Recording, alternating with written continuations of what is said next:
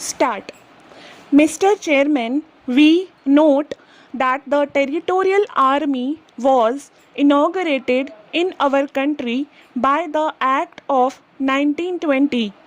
For a period of something like 28 years, it did not have a much important role to play inside our country, though during this period the country has witnessed the Second World War, and as far as our country was concerned, enemies also entered from the east. The Japanese forces. After 28 years after we attained independence, another act was passed in 1975 in order to bring the Territorial Army under a new setup. The present bill was introduced in May 2004 in the Lok Sabha, and it is after 2 years that it has reached the final stage. This delay of 2 years in taking up this measure shows what little interest we take in matters of defense, and particularly the role that the Territorial Army is likely to play in our country. Those of us who come from the former Indian states do feel that for some reason or other, for the last 7 or 8 years, we are not paying much attention to army matters. This we are noticing every day, and I will give a few instances which will show that that is the state of affairs as far as matters of defense are concerned. We treat this matter with complacency, but some day may come when probably we may have to regret the little interest we are taking in this all important matter. 4 or 5 months ago, we passed the Lok Sahayak Sena bill, and on that occasion also I spoke and gave a little warning to the Honorable Minister for Defense, who himself was piloting that bill, that these matters were not taken seriously, and he assured me that that was not the case. Sir, I would submit that soon after that bill was passed, one camp was allotted to Bikaner division, or the former Bikaner state from where I come.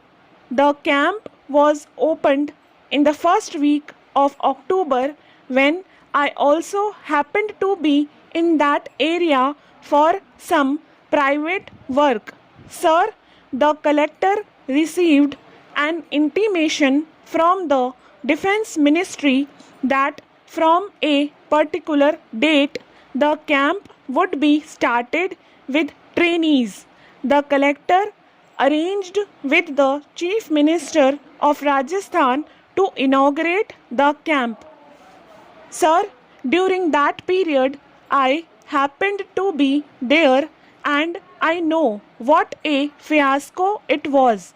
There were no rations, there were no arrangements for camping, there was nothing whatsoever, and hardly a few people were collected in order to show that a camp had started.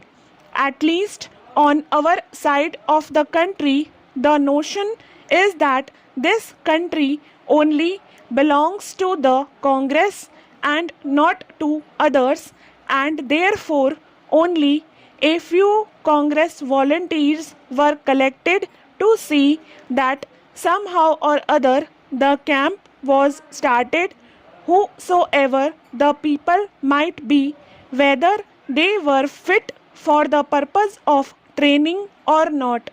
This happened only about 2 months ago, and the Honorable Minister can verify these facts because I happened to be on the spot there. If this is how we take army and military matters, I only feel very sorry. What will be the condition if we are to tackle serious matters, or if we are involved in real warfare? Sir, I note with a little concern whenever replies are given in the House in regard to defense matters. I particularly refer in this connection to our army operations against the Nagas. Whenever a question in this connection is placed before the House, the reply given generally is that the Nagas are armed with arms and ammunition left behind by the Japanese, and that they are properly armed, and that therefore we could not liquidate them even though we are operating there for over a year or so. It may satisfy the Honorable Defense Minister and the Defense Ministry, but not people like us who claim to know something of it. Though we are now supposed to be out of date and not of much use, I would ask, can the ammunition left behind by the Japanese something like 10 years ago be of any use now in the year 1956? I am myself fond of shikar and shooting, and I know that after 2 years the ammunition which we keep with us becomes absolutely useless and we cannot do anything with it. And to say that the arms and ammunition left by the Japanese some 10 years ago are still being used by the Nagas could not be believed. Sir, the obvious thing is that they are being supplied fresh arms and ammunition by some other countries or some other agencies, but the world has gone far ahead since 1944 or 1945 when the Japanese advanced into that area, and we are supposed to equip ourselves with the most modern weapons. Stop.